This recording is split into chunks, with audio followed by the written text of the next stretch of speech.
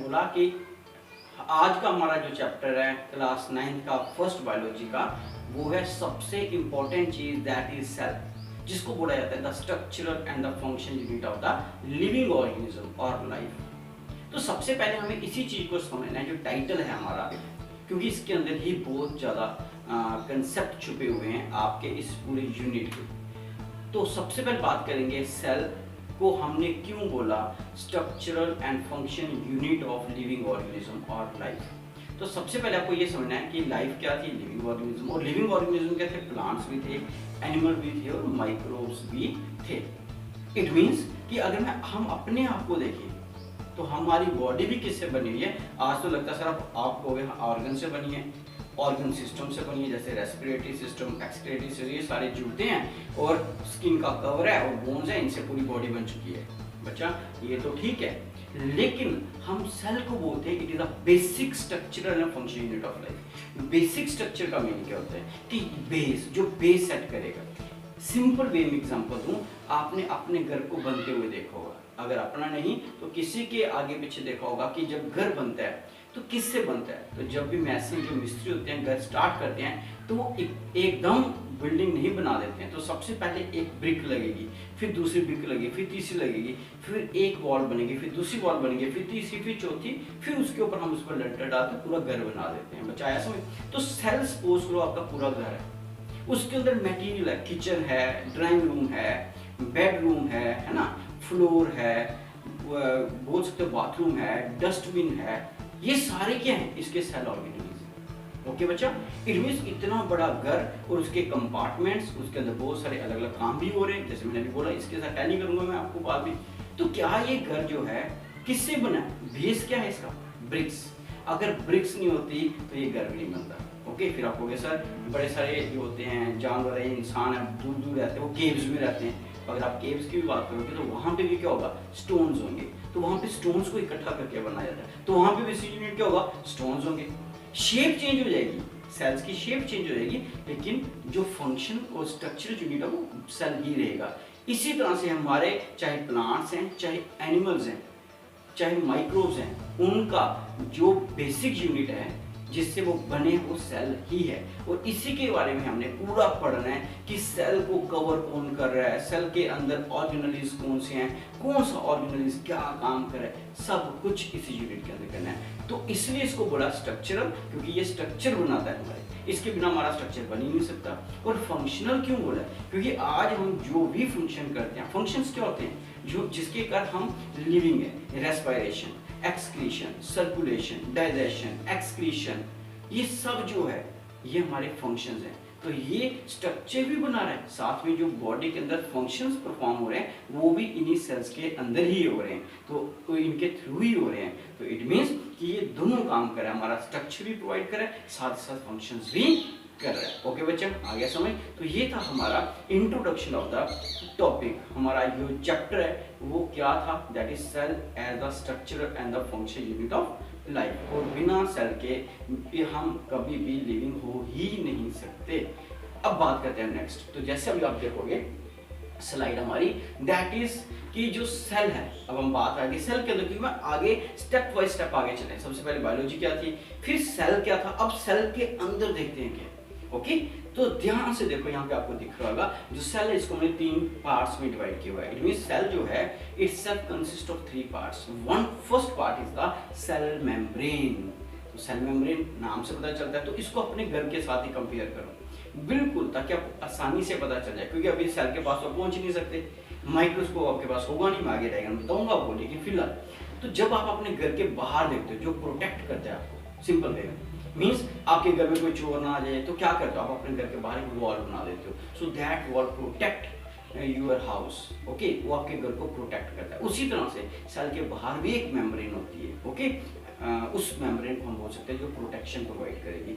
उसी मेम्ब्रेन के अंदर हम जाएंगे तो अब मिलेगा साइटोप्लाज्म। अब साइटोप्लाज्म क्या है, तो साइटोप्लाज्म मान लो एक वैल्यून है, हो गया उसका मेम्ब्रेन। उस वैल्यून के अंदर आप पानी डाल दो, फ्लूइड डाल दो, पानी डाल दो, मिट्टी डाल दो, कुछ भी मिक्स करके डाल दो, वो जो पानी होगा उस वैल्यूम के अंदर आप उसको बोल सकते हो साइटोप्लाज्म। तो हर सेल के अंदर साइटोप्लाज्म होगा, और वो साइटोप्लाज्म के कारण ही सेल जो होते हैं लिविंग होते हैं। ओके, तो अगर साइटोप्लाज्म नहीं होगा तो वो फंक्शन परफॉर्म नहीं कर पाएगा। सो ये फ्लूइड सब्सटेंस आ गया किसके अंदर, सेल के अंदर। और इसी फ्लूइड के अंदर आप देखोगे सेल ऑर्गेनेलीज होते हैं। सेल ऑर्गन और सेल ऑर्गेनेलीज फर्क है दोनों में। ऑर्गन होते हैं स्टोमक हो गया, इंटेस्टाइन हो गई, लीवर हो गई, लेकिन ऑर्गेनेलीज होते हैं कि जो सेल के अंदर छोटे छोटे स्ट्रक्चर प्रेजेंट होते हैं जो इतने इंपॉर्टेंट है कि उनके बिना सेल सर्वाइव ही नहीं कर सकता।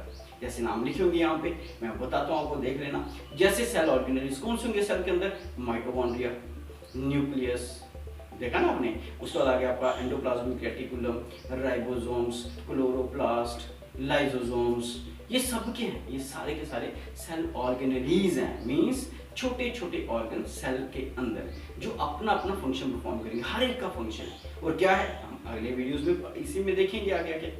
अब हम बात करते हैं सेल ऑर्गेनेलीज के साथ कुछ होते हैं सेल इंक्लूजन्स, देख रहे हो यहाँ पे।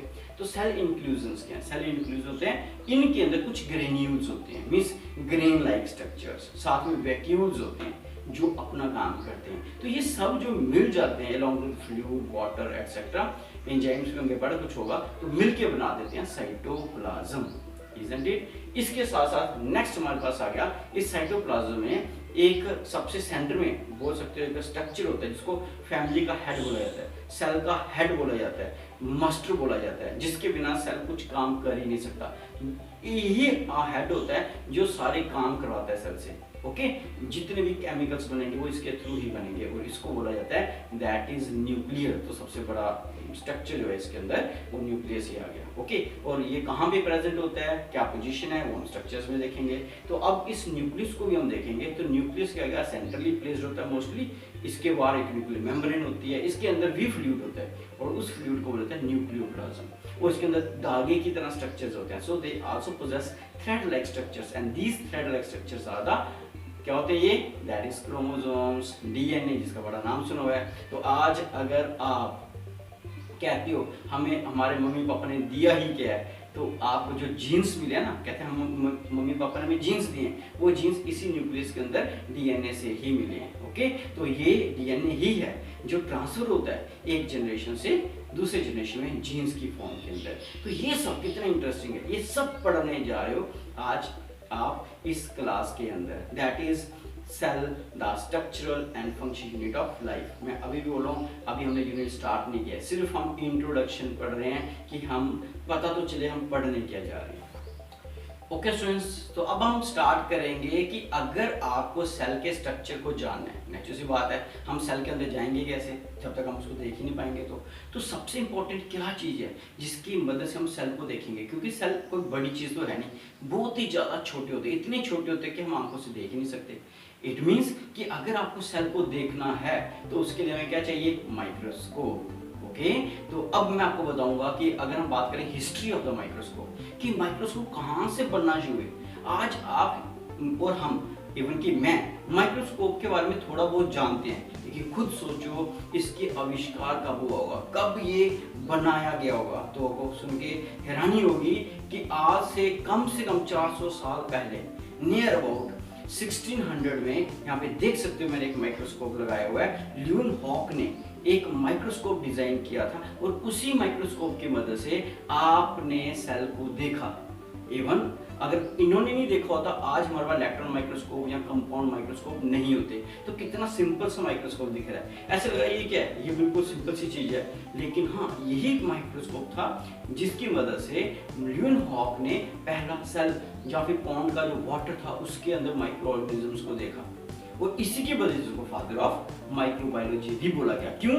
क्योंकि यही थे जिन्होंने माइक्रो ऑर्गेनिज्म के बारे में सबसे पहले जानकारी साइंस को दी, है ना इंटरेस्टिंग। इट मींस कि अब इसके बाद तो इलेक्ट्रॉन माइक्रोस्कोप आ गए, इससे बहुत ही अच्छे माइक्रोस्कोप आ गए, ऐसे माइक्रोस्कोप जो एक चीज को 3 लाख 2 लाख 1 लाख गुना बड़ा करके देख सकते हैं, इतने बड़े बड़े। तो आपको भी सर उन्होंने इतना अच्छा बनाया, लेकिन जो सबसे पहले काम करता है हम उसी को फादर ऑफ बायोलॉजी बोलते हैं, या किसी का भी फादर बोला जाता है। इसके बाद अगर हम सेकंड देखें तो आप देखोगे यहाँ पे ये जो दिख रहा है आपको, तो ये क्या है, दैट इज सेकंड माइक्रोस्कोप, जो इसकी थोड़ी सी मॉडिफिकेशन हुई है।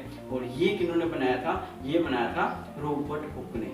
ओके, सो ये रॉबर्ट हुक के द्वारा डिजाइन किया गया माइक्रोस्कोप है। तो आप देख सकते हो, इसके पार्ट्स देख सकते हो, कहाँ पे रखा जाता होगा ऑर्गेनिज्म को, कहाँ से लाइट आती होगी, कितनी अच्छी तरह से डिजाइन किया हुआ। ओके, और ये आज की बात नहीं है, कई सौ साल पहले की बात है। तो तब बड़ा मुश्किल था माइक्रोस्कोप को बनाना, आज तो हमारे पास बहुत सारे इंस्ट्रूमेंट्स आ गए। ओके, और आज का जो हम देखें तो ये जो आपको दिख रहा है, ये जो हमारा आ गया दैट इज आज का माइक्रोस्कोप जो हम यूज करते हैं, कंपाउंड माइक्रोस्कोप। तो आने वाले वीडियोस में आपको ये माइक्रोस्कोप की मदद से शायद हो सकता है मैं भी आपको बड़े सारे माइक्रोस्कोपिक ऑर्गेनिज्म दिखाऊं, और कुछ वीडियोस में मैंने ऑलरेडी डाले भी हैं। तो अब हम स्टडी करने जा रहे हैं माइक्रो ऑर्गेनिजम्स को, जहाँ पर हम बोलते हैं सेल को। तो अगर हम सेल को स्टडी करने जा रहे हैं तो हमारा ड्यूटी बनती है कि हम उन लोगों के बारे में आपको बताएं जिन्होंने इसके ऊपर इतना ज़्यादा मेहनत की है ना। तो ये भी हमें थैंक्स करना चाहिए इन सभी लोगों का जिन्होंने इतने सारे इंस्ट्रूमेंट्स बनाए, और उसी की मदद से हम ऑर्गेनिज्म को देख पा रहे हैं। Okay students.